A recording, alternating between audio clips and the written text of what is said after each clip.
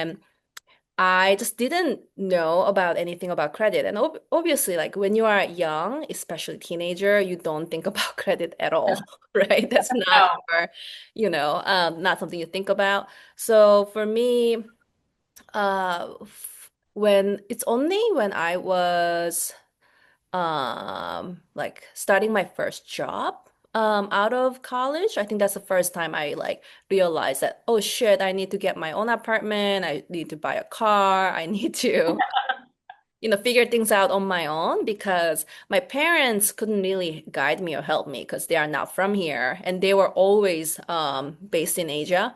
They never moved here officially, so I felt like okay, I'm on my own, but credit is something I couldn't really figure out very well.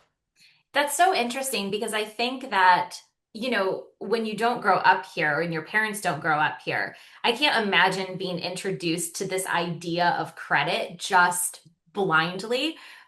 Because, my parents tried to teach me about credit and I didn't care. Like you said, teenagers don't care. And I remember, so when I started college, it was before, I think it was Obama who signed it in law that you basically couldn't prey on 18-year-olds for a credit card application, but it was before that. And I remember walking into school my first day of college, and there was all of these credit card companies. And I was like, oh my God, I'm rich. This is so exciting. And I signed up for everyone. I was a waitress and I racked up the cards, at Saks. And I just didn't think about it. So I can only imagine like what it's like to depend on having to know a little bit about credit because you can't do anything. You can't buy a house, you can't buy a car, you can't even get an apartment. So, what was it like? Because I know like you are such a high achieving person. When you do something, you do it 200%. What was that experience like trying to get a lease on an apartment or trying to get a loan on a car? Like what did that feel like? Yeah, so I think first, like I want to know like what it is, right? I think it's like getting rejected. Okay, I'm rejected. Like why? And then when I find out about the why, for me it's like okay, that does not logically make sense because the reason I was told is, well, Christy, you don't have a credit history in the US. And for me, I'm like, well, I've been living here for a really long time and I spent a lot of money here. Like, right, the college tuition and like living expenses. I spent a lot of money here in the United States, all in my debit card. And my parents, they are both small business owners in South Korea. Their money was spent here. And I do have history of spending a lot of money here. And now I have a job. So I make money in the US. So Right. like, isn't it not enough, right? For me to prove that I am credit worthy. But the answer was, well, doesn't matter because you never borrowed anything. So I was like, well, nobody told me that I need to borrow when I'm able to afford, right? When I'm able to afford things without having to borrow, why does it work against me? Right. No, like logically doesn't make sense. Yeah. Yeah, no, that's so interesting. Was there anybody like in that period of time that advised you like how to go about getting a credit score? You know what's funny is because at the time, all my coworkers were like American, born and raised here. All my like white colleagues, they're like, "Oh, you don't have a credit score? What's wrong with you?"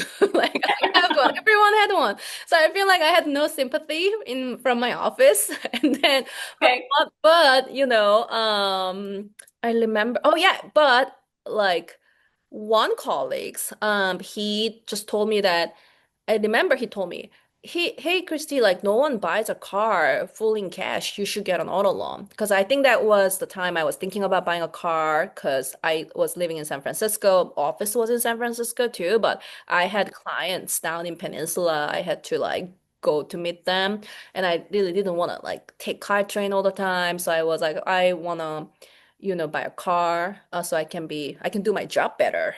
Right, Right. right. So, um, okay, I will buy a car. And we are talking about me buying a car and then like me finally passing my driver license.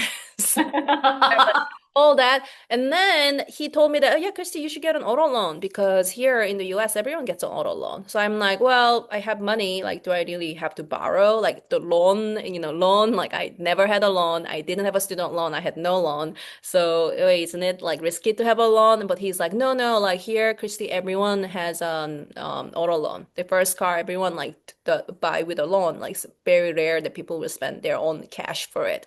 So that's Right. why I initially went to like Lexus and BMW and then asked them, told them that I want to apply for an auto loan.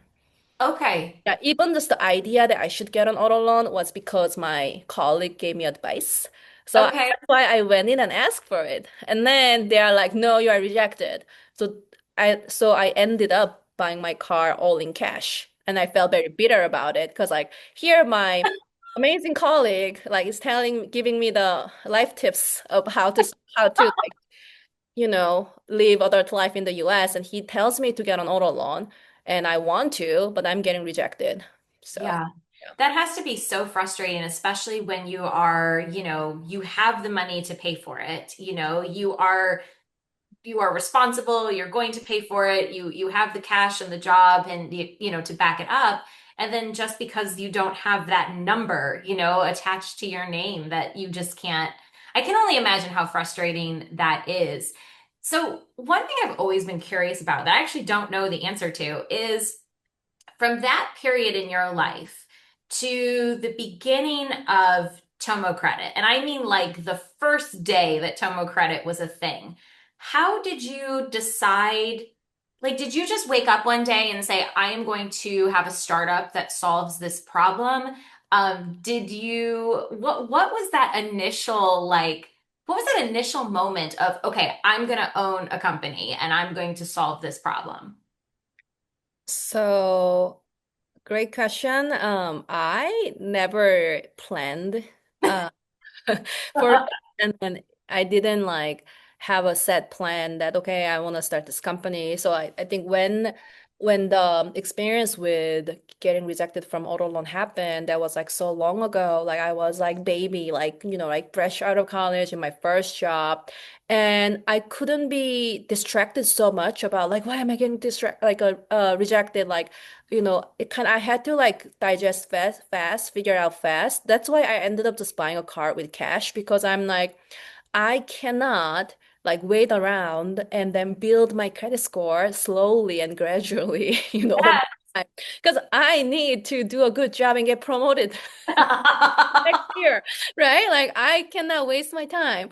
So that's why I was like, okay, like buy my car with cash. I called my dad and like, okay, I need help. I cannot get an auto loan and even like getting an apartment.